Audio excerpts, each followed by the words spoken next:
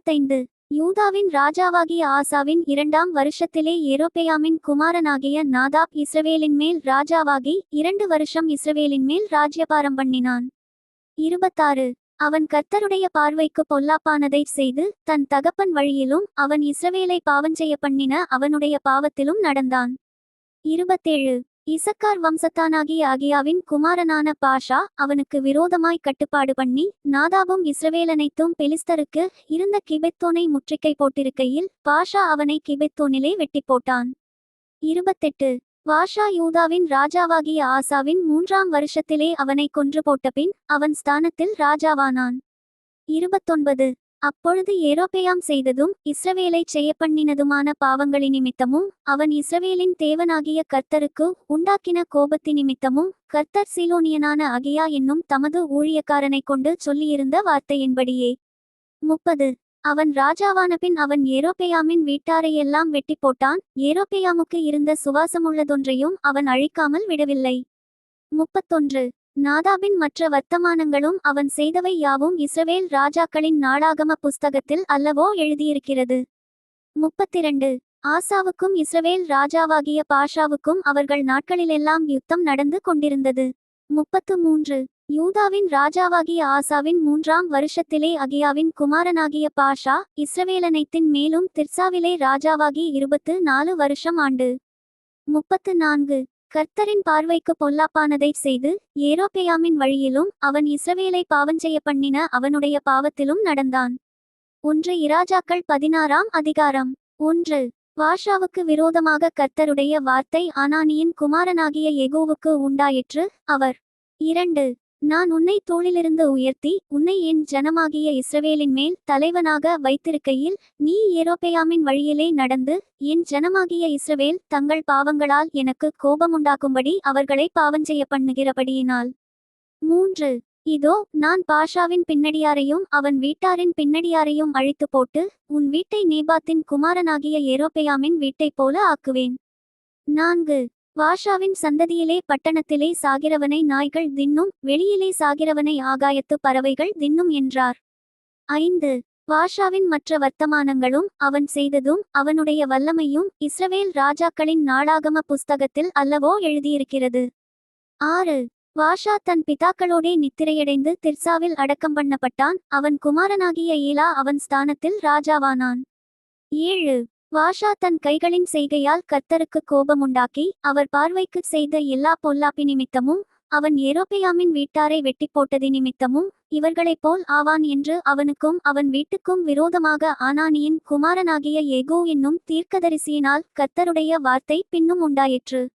8 யூதாவின் ராஜாவான ஆசாவின் 26ஆம் வருஷத்திலே பாஷாவின் குமாரனாகிய ஈலா இஸ்ரவேலின் மேல் திர்சாவிலே ராஜாவாகி 2 வருஷம் அரசாண்டான்.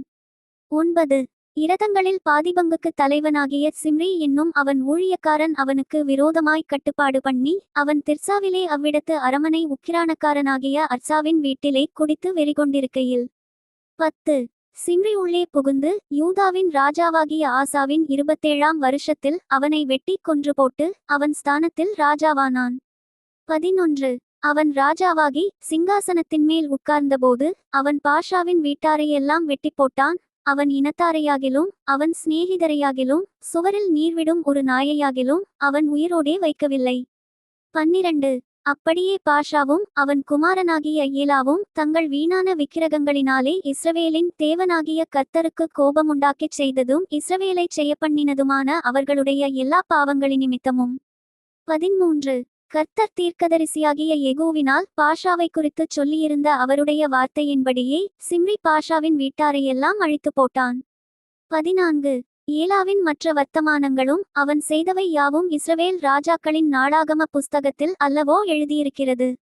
15 யூதாவின் ராஜாவாகிய ஆசாவின் 27ஆம் வருஷத்திலே சிம்ரி திர்சாவிலே 7 நாள் ராஜாவாயிருந்தான்.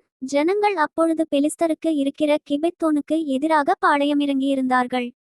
16 சிம்ரி கட்டுப்பாடு பண்ணி ராஜாவை கொன்று போட்டான் என்பதை அங்கே பாளையமிறங்கின ஜனங்கள் கேட்டபோது இஸ்ரவேலரெல்லாம் அந்நாளிலேதானே பாளையத்திலே படைத்தலைவனாகிய உம்ரியை இஸ்ரவேல் மேல் ராஜாவாக்கினார்கள். 17 அப்பொழுது உம்ரியும் அவனோடே கூட இஸ்ரவேல் அனைத்தும் கிபெத்தோனிலிருந்து வந்து திர்சாவை முற்றுகை போட்டார்கள். 18.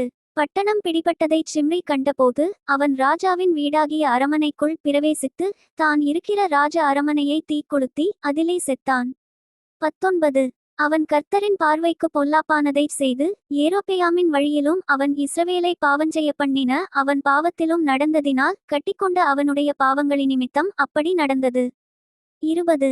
சிம்ரியின் மற்ற வர்த்தமானங்களும் அவன் பண்ணின அவனுடைய கட்டுப்பாடும் இஸ்ரவேல் ராஜாக்களின் நாளாகம புஸ்தகத்தில் அல்லவோ எழுதியிருக்கிறது. 21.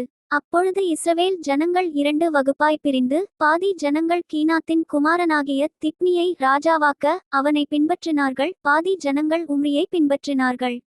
22. ஆனாலும் கீனாத்தின் குமாரனாகிய திப்னியை பின்பற்றின ஜனங்களை பார்க்கிலும் உம்ரியை பின்பற்றின ஜனங்கள் பலத்து போனார்கள். திப்னி செத்துப்போனான், உம்ரி அரசாண்டான். 23. யூதாவின் ராஜாவாகிய ஆசாவின் 31ஆம் வருஷத்தில் உம்ரி இஸ்ரவேல் மேல் ராஜாவாகி 12 வருஷம் ராஜ்யபாரம் பண்ணினான். அவன் திர்சாவிலே 6 வருஷம் அரசாண்டு. 24. பின்பு சேமேரின் கையிலிருந்து சமாரியா மலையை 2 தாலந்து வெள்ளிக்கு வாங்கி அந்த மலையின் மேல் ஒரு பட்டணத்தை கட்டி அதற்கு மலையினுடைய எஜமானாயிருந்த சேமேருடைய பேரின்படியே சமாரியா என்னும் பேரை தரித்தான். 25. உம்ரி கர்த்தரின் பார்வைக்கு பொல்லாப்பானதைச் செய்து தனக்கு முன்னிருந்த எல்லாரை பார்க்கிலும் கேடாய் நடந்து. 26. நேபாத்தின் குமாரனாகிய ஏரோபெயாமின் சகல வழியிலும் இஸ்ரவேலின் தேவனாகிய கர்த்தருக்கு தங்கள் வீணான விக்கிரகங்களாலே கோபம் மூட்டும்படியாய் இஸ்ரவேலை பாவஞ்செய்ய பண்ணின அவனுடைய பாவங்களிலும் நடந்தான். 27.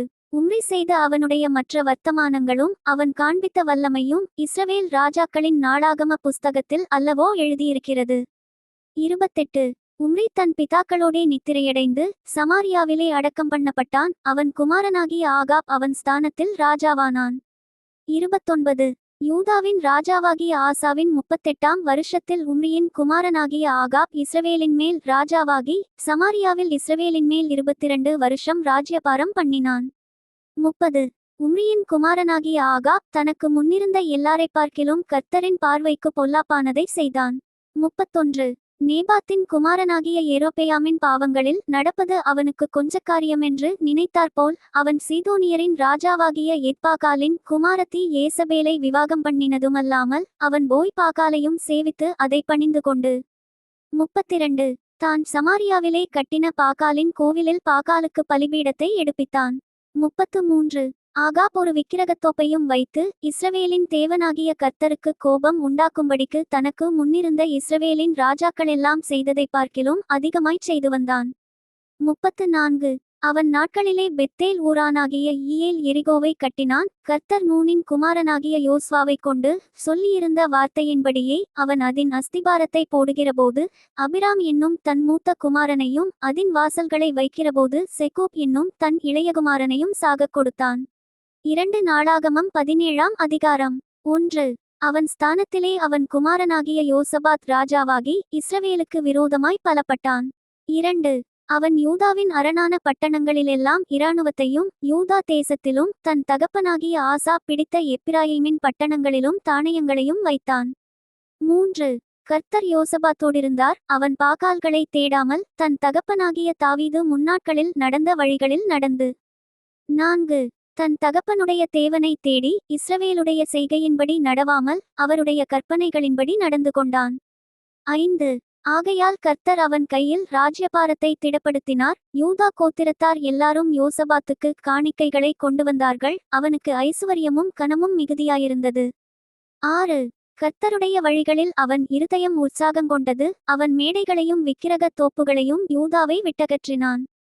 7. அவன் அரசாண்ட 3ஆம் வருஷத்தில் யூதாவின் பட்டணங்களிலே உபதேசம் பண்ணும்படிக்கு அவன் தன் பிரபுக்களாகிய பென்னாயிலையும் ஒபதியாவையும் சகரியாவையும் நெதனியேலையும் மிகாயாவையும். 8. இவர்களோடே கூட செமாயா, நெதனியா, செபதியா, ஆசகேல், செமிரமோத், யோனத்தான், அதோனியா, தொபியா, தோபத்தோனியா என்னும் லேவியரையும் இவர்களோடே கூட ஆசாரியரான எலிஷமாவையும் யோராமையும் அனுப்பினான். 9. இவர்கள் யூதாவிலே உபதேசித்து கர்த்தருடைய வேதபுஸ்தகத்தை வைத்துக்கொண்டு யூதாவின் பட்டணங்களிலெல்லாம் திரிந்து ஜனங்களுக்கு போதித்தார்கள். 10.